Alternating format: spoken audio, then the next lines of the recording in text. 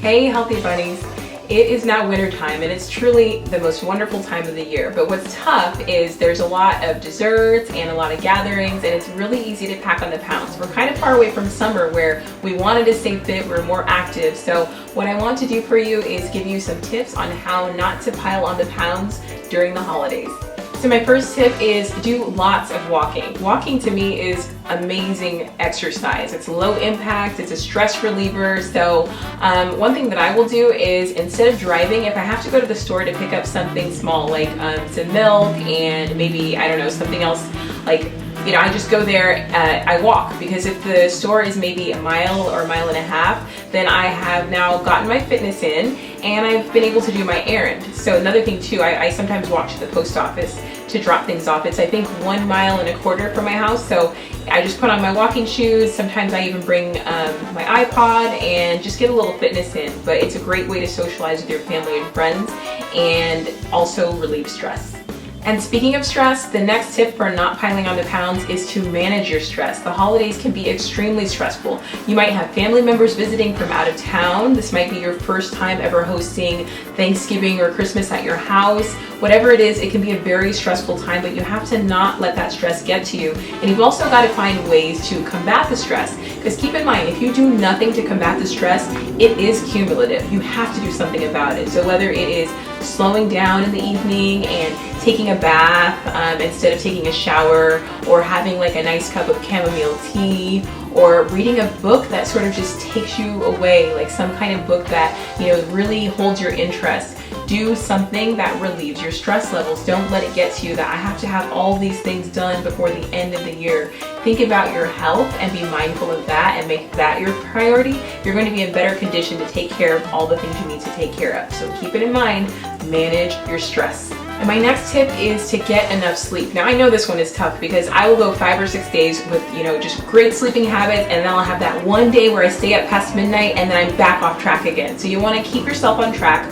One thing that I do that has been helpful for about since graduate school, I think, is setting a bedtime alarm. So let's say you want to be sleeping by 10 and you're, you know, kind of slow getting ready for bed. Well, you can set an alarm around like maybe 9:15 or 9:30, and that alarm can say bedtime. And so that will remind you to, okay, let me brush my teeth, wash my face, wash the last couple of dishes, turn off the television, whatever it is to get yourself in that mode of getting ready to sleep.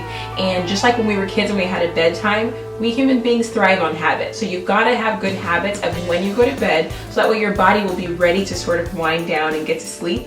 And another way to help you to make sure you fall asleep on time is to make sure you get away from anything that is too stimulating. So you don't want to watch the news or be listening to like fast music or even checking your cell phone too much. You want to kind of put those things away. Quiet your mind, quiet your body, quiet your spirit, and get in that mode of getting ready to sleep.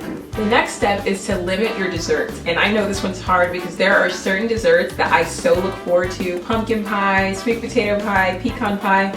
I guess I'm not really helping listing those, am I?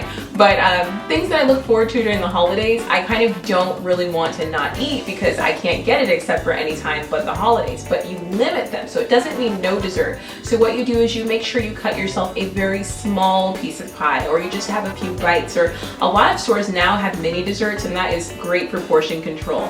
So just keep that in mind, because sometimes even the ones that are low calorie, they're so high in sugar that it still has a pretty bad effect on your body. So limit the desserts. And my last tip is to suggest family activities. Now, whether you volunteer at a soup kitchen all day or sign up for like a 5 or 10K with your family, do something where you're on your feet. You know, even if it's just going out to the park for a little friendly football game, something active, especially if it's right before dinner. You know, maybe dinner's not quite ready. So instead of sitting around in the house where it's nice and warm and cozy, get outside, get active. The kids will appreciate it and you'll appreciate it, and you'll have earned that holiday dinner. So that's what I tend to do, and it makes it more fun, especially if you're being active for a good cause. So those are my tips, and I just feel like, why should we wait till January 1st to start caring about our health? I think our health is something we should be concerned about all year long. So what are your tips? How do you stay trim and in shape for during the holidays time? So I want you to share that with me. I would love to hear what it is that you do. So that's it. Thank you for watching, and make sure you subscribe if you haven't already. I'll have a ton more videos coming in the near future.